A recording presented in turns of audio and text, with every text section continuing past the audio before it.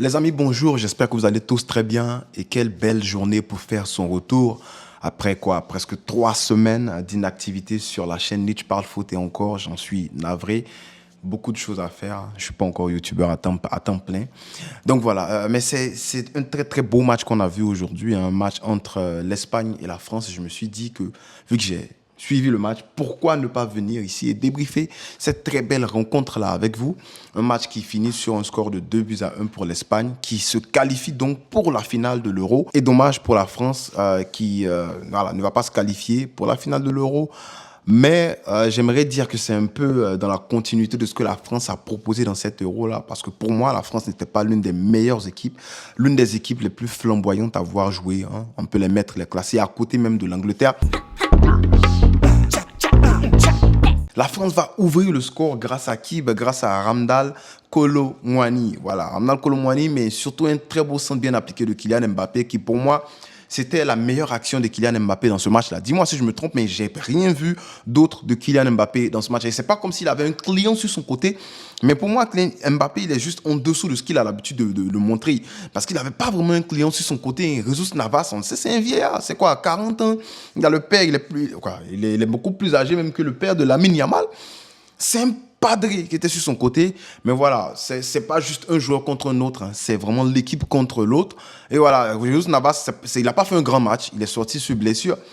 Voilà, on le dit, j'ai déjà dit, il est vieux, mais voilà, il n'a pas été vraiment mangé par Kylian Mbappé. Belle passe décisive de Kylian Mbappé, très belle finition de Ramdal Kolo Muani. Donne le but l'avantage à la France, mais j'aimerais dire que c'est la même occasion que Fabian Ruiz, il manque. Ça aurait pu même faire une passe D encore de plus pour le petit, comment il s'appelle, Lamine Yamal, qui était pour moi excellent.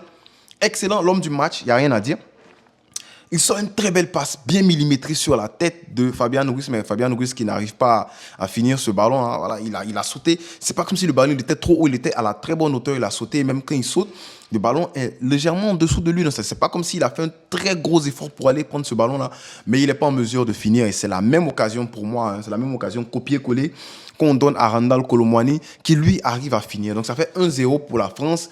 Et l'erreur pour moi que la France commet, au 1-0, c'est que la France se met à défendre. Je n'ai pas envie de dire bus, mais j'ai envie de dire que la France préférait aller en contre l'Espagne parce qu'ils savaient qu'ils avaient deux flèches sur les côtés. Et Ramdal Kolo Muani, qui est pour moi beaucoup plus rapide que Nacho.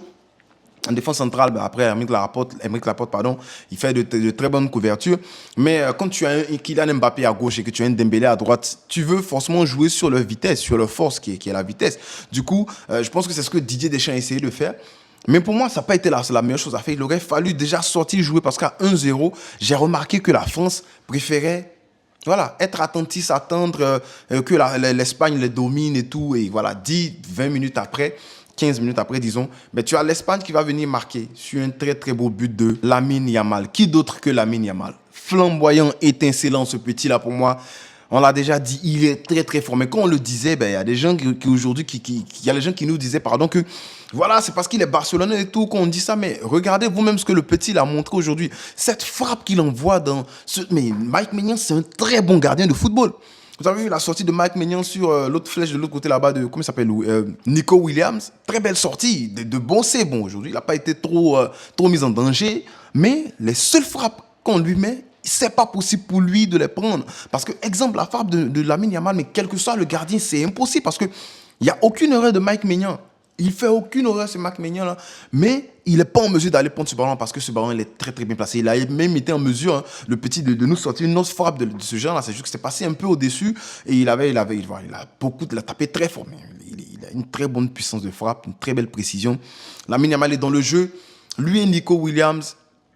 Franchement, ça fait peur. Ça fait peur. Voilà, tu as une flèche sur le côté gauche qui est capable d'éliminer comme ça. Tu as un autre gars qui peut répliquer.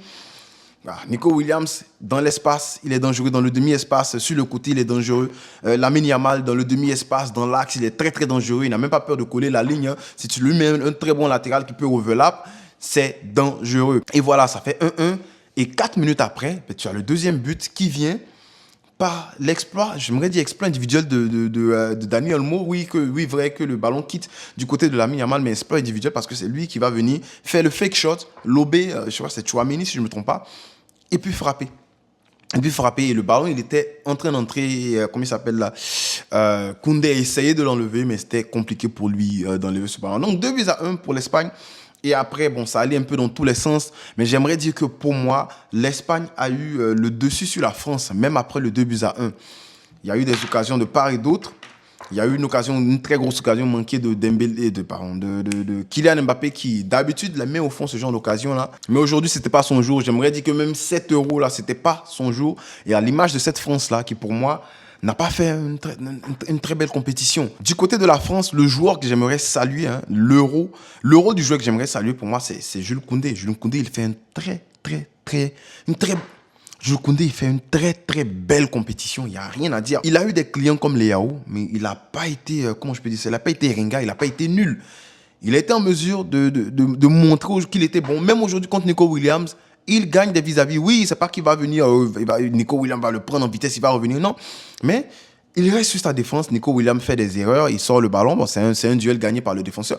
Lorsque Nico Williams essaie de prendre la profondeur qu'il passe par exemple Koundé une fois, que Koundé revient une deuxième fois, qu'il récupère le ballon après un mauvais contrôle de Nico Williams, c'est aussi une réussite de la part de Jules Koundé. Pour moi, Jules Koundé, il fait pas un mauvais euro, surtout que c'est pas un latéral droit de formation, c'est un défenseur central, mais il a été repositionné par Xavi et depuis lors, il est utilisé dans cette position-là. Pour moi, Koundé, il fait une très belle compétition. Ousmane Dembélé, pour moi, dans ce match, il n'était pas nul. Il était quand même là. Voilà, ses centres n'étaient pas millimétrés du tout. Mais il a percuté, il a créé de nombreuses fautes. Il a donné de nombreux problèmes à Marc Cucurella, qui a été beaucoup sifflé à cause de la faute. Du pénalty non sifflé, ou disons ça comme ça, l'Allemagne contre l'Espagne. Et voilà, pour moi, ce sont ces deux-là. Ousmane Dembélé, j'aimerais dire que c'est un peu moyen parce que, voilà, il fait la différence, mais la dernière passe, elle n'est pas là. Le dernier geste, il n'est pas là. J'aimerais aussi dire que c'est parce que la défense de l'Espagne, que je vais saluer aujourd'hui, maintenant, là, a été bien positionnée. Voilà, ils ont été très bien positionnés. Oui, ils prennent un but, mais ils ont été quand même bien positionnés. Ils ont réagi très vite. Et surtout, au milieu que je vois, Rodri, Fabian Ruiz. Rodri qui est plus défensif et Fabian Ruiz qui va être le plus, qui va en fait partager le ballon. Et avec un gars, une pointe haute comme Dani Olmo devant un numéro 10, pour moi, c'était un très bon milieu qui a été en mesure de bouffer, disons, le milieu de la France aujourd'hui. Et pour moi, la bataille du milieu est celle qui a donné la clé de la victoire dans ce match-là. Parce que, oui, bien vrai que Nico Williams et Lamine Yamal ont été excellents, surtout Lamine Yamal, mais ça ne serait possible sans les milieux de cette équipe d'Espagne, de cette équipe de Rora. J'ai vraiment hâte de voir ce qui va se passer lors de la finale. Pour moi, je vois plutôt un Espagne-Hollande. Quoique l'Angleterre pourrait se retrouver en finale. Hein. C'est vrai que pour moi, ils pratiquent pas un bon football dans cette compétition-là. Mais écoutez, ils sont en demi-finale. On va voir ce qui va se passer. Je préfère que la Hollande passe pour avoir du football. Je préfère le football que la Hollande propose. Du coup, j'aimerais que la Hollande passe pour qu'on soit garni en termes de football en finale. Mais on va voir ce qui va se passer.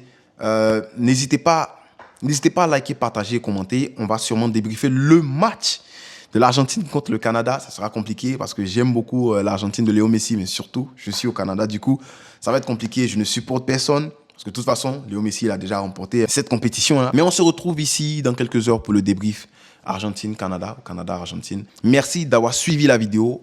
On le fait pour l'amour du football. Peace.